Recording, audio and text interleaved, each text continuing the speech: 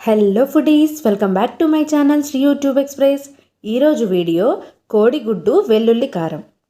రెగ్యులర్గా చేసుకునే వెల్లుల్లి కారం కంటే కాస్త డిఫరెంట్గా ఉంటుందండి.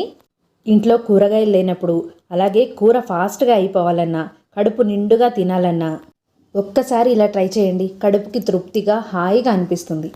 నేను ఇక్కడ 4 eggs తీసుకున్నాను.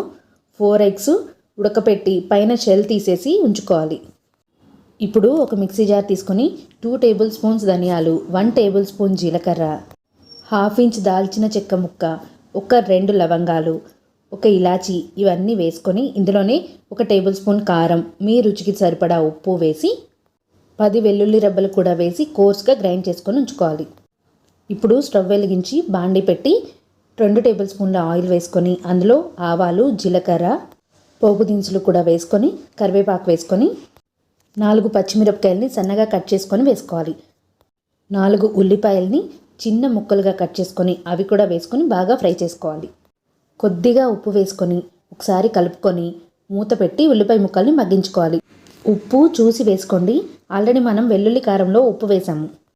ఉల్లిపాయ ముక్కలు కాస్త మగ్గాక 1 టేబుల్ స్పూన్ పసుపు వేసి బాగా కలుపుకొని ఇప్పుడు ముందుగా గ్రైండ్ చేసి పెట్టుకున్న వెల్లుల్లి కారాన్ని ఇందులో వేసుకోవాలి.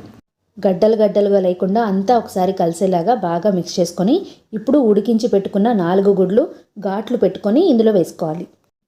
ఫైనల్గా కొత్తిమీర చల్లి గార్నిష్ చేసుకుంటే ఎగ్ వెల్లుల్లి కారం రెడీ అయిపోతుంది. ఏంటి, నచ్చిందా? మరి ఇంకేం చూస్తున్నారు? ఒక్కసారి ఎగ్ వెల్లుల్లి కారం ఇలా ట్రై చేసి చూడండి.